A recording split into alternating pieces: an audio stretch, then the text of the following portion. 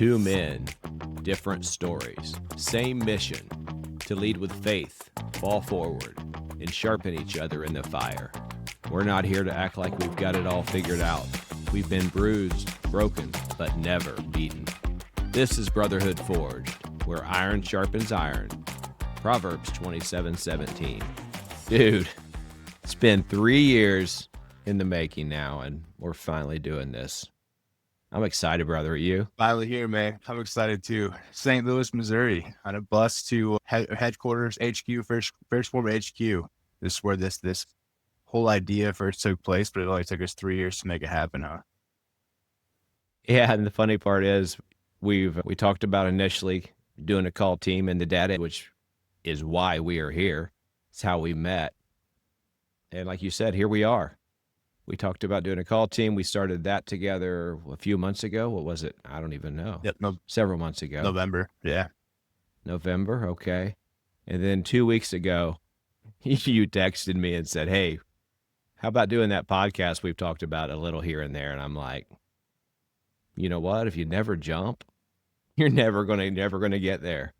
So it's terrifying, right? Well, it is, and I think that's so much about the story that we have, man, because everything that brought us together, brought this podcast together, the impact that we've had, the impact that we hope to continue to have has been from taking that step of faith, that step of courage, getting out of our comfort zone, because this isn't something that we originally decided to do. Originally, with even the Dad Edge, like, I don't think that we thought this would be part of that journey, but here it is because we keep taking that step and keep going further. It's one thing to do something, I think, and you can get real comfortable with it and you can stay in that shell and you can just own that little area of it. But it's a whole different thing to step outside that, to broaden the impact that you can have. And here we are. I think to say step out of your comfort zone is a great understatement, because neither of us know that the first thing about podcasting. The last 2 weeks, we've been scouring the internet to learn as much as we can, got our P's and Q's together as far as how to record this, what to say, which we really still don't know that. So guys that are listening, ladies that are listening, this is all about being authentic and real. Paul and I are not scripting this ahead of time. We'll have our topics that we want to talk about, but this is just two real guys talking about how they do life through our trials, when we've succeeded, what we've learned from other men.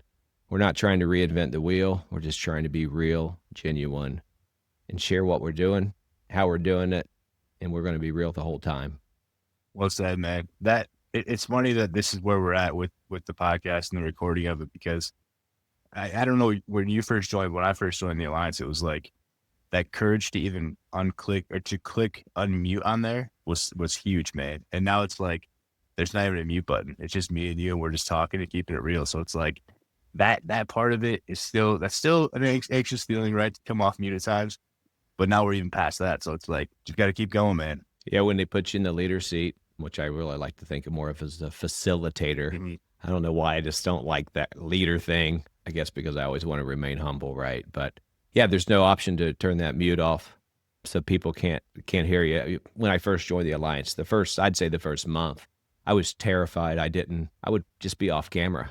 Like, don't call on me, don't call on me, don't call on me. And then quickly I realized, if I'm here and I'm not going to talk, I'm not going to ask questions, I'm not going to be vulnerable, what's the point? Yeah, it's different when you're in that seat, you're right, because it's all eyes on you. So if someone's not saying something, you're kind of expected to, because you are the person that's sitting there as the leader, like you said. So I think too, that's a funny word, man, because there's so many guys in that group and so many guys in both of our lives that are leaders, and they just have to take that one extra step that we started here, or just to hear something different, or maybe just try something different, because it's in all of us, guys and girls, right? It's just a matter of like getting out of your comfort zone, believing in yourself, and taking that step. And yeah, same thing. When I joined, dude, it was like the first couple times I tried to stay away from talking, and I thought about it too. I'm like, you know what?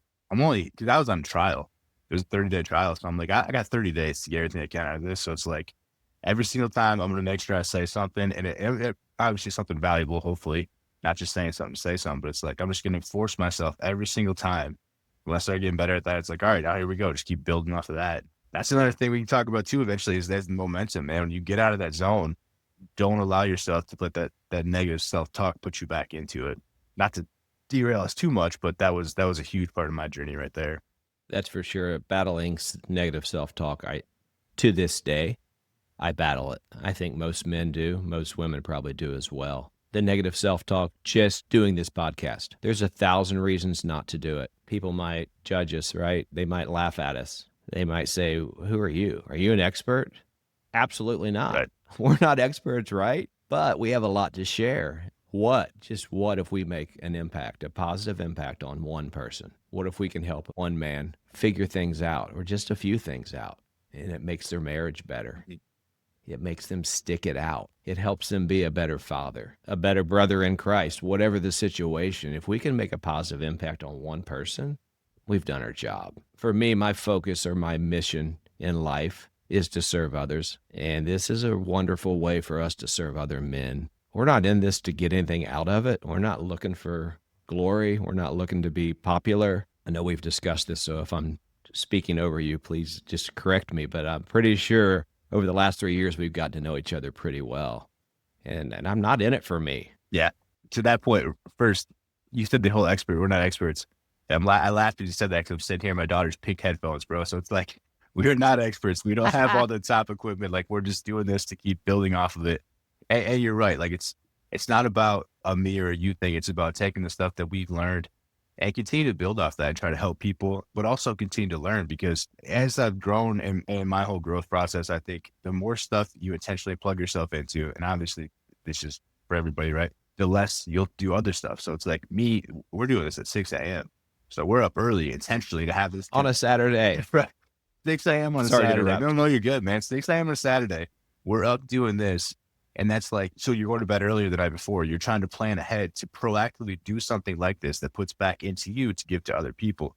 So you're replacing other things in your life that that not have benefited us as much as this does. So, and that's how I see all the stuff that we plug into with the Alliance and everything. It's like, you're intentionally putting hours into your day, into your week, into your months, whatever it is, focused on your marriage, focused on your parenting, focused on being a better husband, father, leader, but focus on your faith. It's like all those things, if you keep pushing those into your schedule, eventually it just becomes part of it. And that's just becomes more of who you are, opposed to the opposite where we can all fall into. I've been there myself, and I still struggle with this too. Societal drift of like messing around on my phone, all that kind of stuff. So it's like, yes, this hopefully helps other people, but in the process, it's still helping us grow too.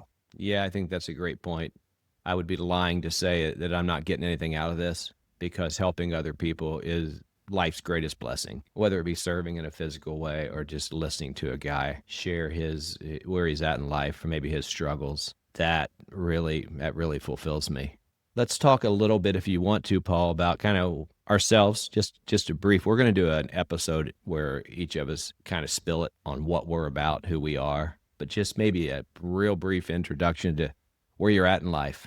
And I'll do the same. Yeah. So going on 9 years of marriage with Amber, we dated for about a year and a half beforehand. We were kind of untraditional in how I don't know, there's too much background. I don't know. Well, I'll bring it back together to where I'm at. So unconventionally, we dated, got pregnant, then got married, and kind of hit the ground running from there. I was about 24, 25 in that whole time period. So there's this pretty pivotal point of maturation and growth. And I think it's obviously having kids are a blessing and getting married is a blessing, but I think having it at that age really helps center me and help focus me. But where I'm at now, man, we're obviously still married, still continue to build the best marriage that we can. It's not perfect. It's not always easy. We just had a disagreement last night. So it happens, right? But it's all about learning different skills to build off that and to help during those times. We got a 9-year-old daughter, Breslin, 7-year-old daughter, Sawyer, and a little boy on the way. From time to time, you'll see or hear a little mini gold doodle come running by me, Tucker. So he's always not far away. That's awesome. As I said, we'll get into it a lot deeper about who we are. I'm Joey. I have been married for almost 33 years. That'll be August. So as you can see, Paul and I are at different stages in life. So we are 20 years apart in age. The fact that we bonded on that bus in St. Louis 3 years ago, this coming October, actually, is pretty incredible. We sat down next to one another. I think I was sitting first. It doesn't matter. Paul sat next to me, and we just hit it off, man. We just started talking about life, about journeys, about what we had. And I'm a completely different person than I was at that point. And I think a lot of that to the Dad Edge, which is run by Larry Hagner. Got to give Larry Hagner his props, because he's a big part of where I'm at, him and his organization. It's really helped me grow. But I digress. I get a little bit off topic sometimes. So as I said, I'm 55, been married 33 years, one son. He's 29. His name is Joseph Alexander. We call him Alex. My wife claims that I named him Joseph, which is my first name, while she was delusional after giving birth, but I don't think that's true. But he goes by Alex. He is the light of my life. He's a wonderful young man. And as you mentioned, Paul, you know what? All this marriage training we've done in the Dad Edge, and it's still hard, but you know what? I've made some huge mistakes in my marriage. We'll get into that a little later, but I love my wife dearly. Without her, I just don't know. I don't want to think about it, but she's pretty wonderful. I am a father of 3 dogs. Most recently was a little schnauzer we adopted, a big animal lover. That's just all I'm going to get into right now, but I'm a pretty happy guy. I will say that the thing that drives me more than anything would be my faith in Jesus. So this podcast, you will hear about our faith here and there, probably a little more than maybe some people want to, but that's part of the podcast, right? Mm-hmm. We are here to discuss anything and everything really that relates to relationships, growth, mindset, faith, but we're also here to take questions from guys, right, Paul? We talked a little bit about that. Yeah, I'm excited for that part of it. I think the guys that we've shared this mission with too are as well, the support that we got. We're lucky, man. We have a pretty good group of guys that support us in what we do and when we keep taking these steps. So it'll be fun to see what kind of stuff they give us. And dude, to what you said earlier too about Larry, yeah, we got to give him his credit, because at the worst, like minimal piece of it for any guy, Larry will give you a platform.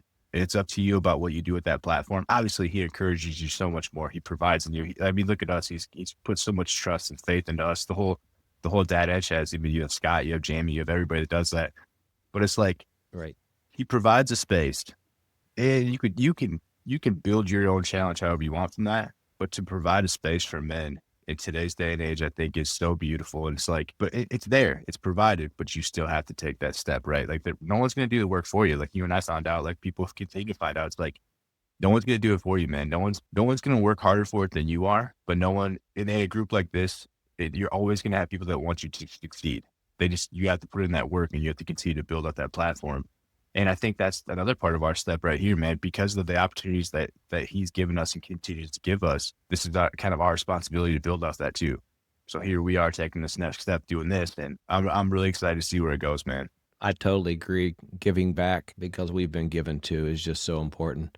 And I'm going to just give one guy a shout out that has really been instrumental in my growth, Dr. Nick Sotelo, who led my original call team net that you lead now, and we co-lead together. But we lead. Yeah, we co-lead together. But Dr. Nick, he's a pretty amazing guy. We still stay in touch. Something that Nick kind of enforced in me, or I guess that's the right word, with the core value thing. So in the Dad Edge, we do a core value exercise. And the first time I did it, I completed it quickly, just like kind of a check your boxes, right? I didn't put a lot of effort into it. I did that twice. And each time those core values, they didn't really resonate with me. I was just like, yeah, I was just doing it. Nick, we talked one day, and he had probably an hour-long session, and he's like, when you make a decision, if it doesn't align with your core values, you have your answer. Like, so if you have a question, you wonder should I do this? Should I not do this? If it doesn't align with your core values, you know the answer. So I took a lot of time and did it again. So I'm going to share my 5 real quick. We'll get into these at another time. Mm-hmm. But for me, number one, first and foremost, I've already mentioned this, is faith. My faith in Jesus. That guides my life. That's my lighthouse. That's what I try to base everything on. Health would be number 2. We'll get into this as well, but a 2-time cancer survivor, and I'd like to tell that story in one of our episodes as well. So health is extremely important, and I've definitely not always made that a priority. Authenticity. I know you're an authentic man. I've known you over the last 3 years, and that's one of the things, probably the biggest thing that I respect about you. Paul, you are who you are. Plus, you're very humble. You're a good man, but authenticity is really important. Gratitude. I like to do my little gratitude story one day, the little challenge to people. We'll do that a different day as well, but just being thankful. I try to wake up every morning. The first thing I do is hit my knees and I pray. Sometimes I'm laying in bed and pray, okay, but I literally do try to get on the floor and pray every morning, 5 to 10 minutes, and thank God, not just for the house and for the cars and the clothes and the jobs, but water. I'm not talking hot water. I'm just talking clean water. Because if you look around you, there are so many people that don't even have a change of clothes. And then I look in my closet and I'm like, wow, things I take for granted. My last core value would definitely be service. And that's what we're doing here, service to others. And I try to serve at my church and in my community as much as possible. And it really does fill my cup. Well said, man. Like you said, we'll get to the core values another time too. I'll share mine. Amber and I did them together. We'll share our family ones. Nick the Impact, man. He's the type of guy that when you're around him, you feel the urge to be a better person. And he has a way of bringing people under his wing. I didn't get as close to him as you did, but when he was in the marriage mastermind that we were on as one of the leaders for that, dude, I immediately felt gravitated to him. I mean, obviously we have similar backgrounds with his stuff in the criminal justice field and mine as well. And talking about similar things like motivational interviewing and all that. Like I just immediately felt connected to him. But then the way he talks to people and encourages people is so unique too. And it's just, he's just an incredible guy. So I'll piggyback off your shout out there. And the authentic thing, man, I appreciate what you said, dude. I really do. And at the core of it, yeah, I'm a very humble guy, but sometimes it's like, I don't know, I have to continue to build. I'm very humble. I have to build off more of belief in myself. And we can go further to that at a different podcast too, but it's like the whole leader title, like being humble. I don't think if I wasn't as humble as I am, I couldn't be the leader I am. Because like we talked about earlier, it's not about me, right? When we get on those call teams, man, the guys that are on them, they're the ones that make it. Like no one wants to get on there and listen to me talk for an hour. So it's like, and it's saying like, Totally agree. me and you talk for an hour, like they don't want to hear that. Well, maybe, I don't know, maybe sometimes people do, but they're going to with this, right? But it's the guys that get on there that allow us to be the leaders that we are and help us give back in the way that we can. And the last point you said too about the gratitude thing at the summit, man, I'm excited for you to share that one because that one had such a big impact. You went on stage and you shared that exercise with the entire group, hundreds of guys. And every guy, if you didn't walk away from anything, you walked away with the feeling of recentered from that, because you're right. It puts you in a whole different perspective on, it's easy to be grateful for the big things. And unfortunately, sometimes we're not too, though. Sometimes we think of those things as burdens. But if you remind yourself how lucky we truly are to have the things that we have and really be thankful and grateful for them, it really flips your perspective. And it can help recenter and refocus you, I think, on those days where it feels like things are a little bit harder. Yeah, I think that's a great point. And the things we share, typically the gratitude thing that I shared, I learned that from someone else. The things we're going to share on this podcast, we've learned from other people. We're not reinventing the wheel, as I said earlier. And that's okay, right? We might be repackaging something that we've learned, but there's so much to share because so many guys and so many people just don't have access or don't take the time to do the homework to find out the things that we've learned. And there's so much out there. I'm trying to read a book a week because I have this thirst for knowledge, and that's come from being in the dad edge as well. But I want so much to learn and to be able to, I keep saying it, to give back. You most recently introduced me to the book, Chop Wood? Yes. Carry Water, Chop Wood, Carry Water, Joshua Metcalf. Mm-hmm. Since that, and that was 3 weeks ago, I've read 5 of his books. Have you really? Yeah, I really have. You know, just finished Hustle, the last one. I got another one on the way. He's good, man. I like the way it's just, every author's unique, right? But you just find something you connect to and you really get the meaning and the message from. His and the 5 a.m. Club, Robin Sharma, another one that same way connects the way it does. So I didn't mean to catch up and derail you there, but yeah, Chop Wood, Carry Water, man. That's what I want.